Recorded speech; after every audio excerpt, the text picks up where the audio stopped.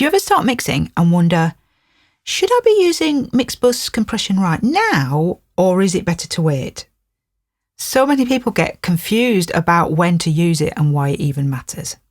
So in this video, I'm going to walk you through exactly when mix bus compression makes a real difference and how to know if your track actually needs it. By the end of this video, you'll understand the purpose of mix bus compression, you'll know the right moment to add it, and you'll have a clear process you can follow on any song. Before we talk about when to use mix bus compression, it helps to know what it's actually supposed to do. People use the word glue all the time, and it can sound a bit vague, so I'll try and clarify that for you. Mix bus compression is basically a gentle squeeze on the whole mix. Think of tidying a stack of papers before you staple them together. Everything lines up and feels like one document instead of a bunch of untidy notes. It's just a gentle way of helping the whole mix feel more unified and connected. It smooths out the tiny level jumps that naturally happen across instruments, so everything feels like it's playing together in the same energy. The centre of the mix feels a little more grounded, as it tends to solidify and bring the centre element slightly forward in the stereo field.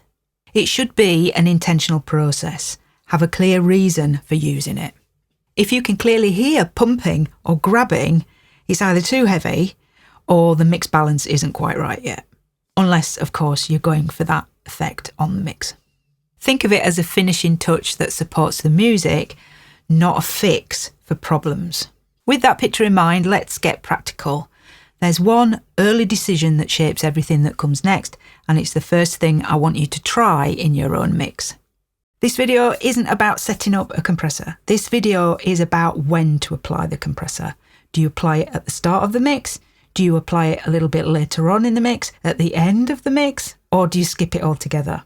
If you want to see me setting up a mix bus compressor on an actual mix, then I'll drop a link in the description for a video where I do just that. Okay, let's get back to it. The first big question is, when should you actually add it? Well, there are three options, and all three can work depending on your workflow. Option A, add it early. Use this if you want the compressor to help shape the mix as you build it. The mix reacts to your fader moves and the compressor becomes part of the sound right from the start. And this is where you can use those higher ratios of 4:1 if you like the sound of more compressed mixers and it fits the style of music you're producing. This approach usually suits mixers who like to work quickly and have got confident ears, so they know how the compressor shapes the feel of the track and they prefer to lock in that overall vibe early. And it fits mixers who think a bit like producers because the mix bus becomes part of the sound from the outset. And this is a typical console type of workflow that you'll have seen countless times. Adding mix bus compression early can make the whole mix feel easier to manage because you're shaping the tracks with the compressor already in the chain, you're listening through it. And you often don't need as much extra compression or fiddly dynamic work later since everything is reacting to that mix bus setup from the start.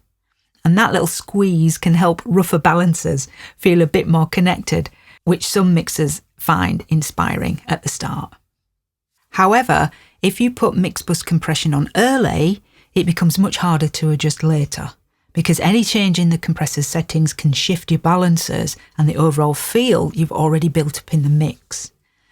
Early compression can sometimes make the mix feel a bit flat before you've even got going, and it can clamp down on transients or add subtle pumping if the attack and release aren't quite working with the tempo and the feel of the track, so you need to listen out for that. Option B is to add it later. Use this if you prefer to get the balance right first, then enhance the mix once it feels closer to finished. And this is the simplest and clearest approach if you're still building your ear for compression. At least I think so, anyway. And this approach tends to suit mixers who like to build things step by step, and they want to get the balance, tone and arrangement under control first to the best of their ability and keep the mix flexible while they make those bigger decisions. And it works well for people who prefer a bit more freedom early on, especially if they're still training their ears with what to hear exactly what each mix move is doing before adding something that affects the whole mix. It's more of a challenge to get the mix to work using this option, but I think that's good training and it's character building. Option C is to skip it altogether. You might skip mix bus compression completely if the arrangement feels controlled enough without it. Some mixers like to keep the whole mix flexible right to the end, and where the performances and recordings are so consistent that a compressor just isn't needed. You'll also probably see more of the newer generation of mixers doing this because they're less tied to that old must-use mix bus compression mindset and more likely to ask whether the track actually benefits from it in the first place. There's no rule that says you must compress it, and sometimes the best move is no move. Here's the easiest way to choose your approach. Ask yourself one simple question. Do you want the compressor to shape the mix or to enhance it? If you want it to shape the mix and get a fast start, use it early. If you want to have more control over the mix early on and you want to enhance later, then add it later. And guess what? If you want neither, then just skip it. And that's it.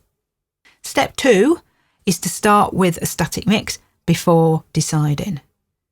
No matter which moment you choose, there's one thing that always comes first. Build your static mix. A static mix is just your core balance and your panning decisions before any heavy processing. And this is the moment where you interrogate the arrangement and make sure every part has its place. Now, if you want to know more about why building a solid static mix is so important, I have a course that goes into all the details, and the link is below if you want to check that out later. So before you even think about mix bus compression, do this. So number 1, balance your levels. Number 2, pan your elements with intent. Number 3 is deal with any obvious tonal problems. And then number 4 is to just aim for a mix that you can play start to finish without anything distracting you too much. And why does this matter?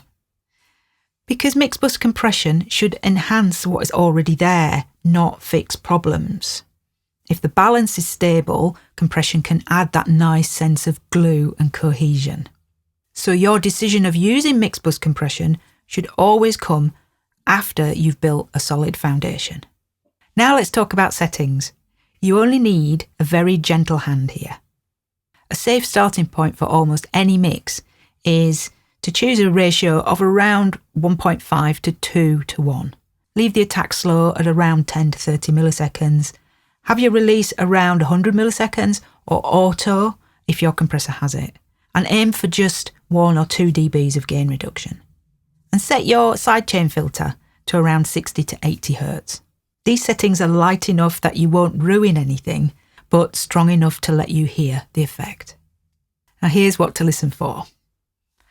Does the centre of the mix feel a little more steady or grounded? Does the low end feel slightly more controlled? And do elements feel a touch more connected? And lastly, is the punch still intact? If the answer is yes, great. If it feels worse, duller, or more squashed, you either need lighter settings or no mix bus compression at all.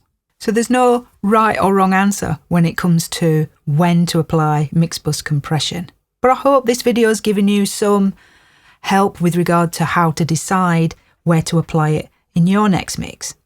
I tend to apply mix bus compression quite near the end of the mix or just before I get the vocals into the mix. My process for mixing usually starts with drums and then I'll go through bass, guitars, keyboards, and then I'll get to vocals. At that point, when I get to the vocals, that's when I usually start to audition some mix bus processing to look for that extra level of enhancement before I start to bring in the vocals. Now, that's not to say that's the best way, it's just the way I like to do it. Having previously mixed the other way before, mixed into compression for a number of years, I felt as though waiting until I got closer to the end resulted in more open mixes, at least for me.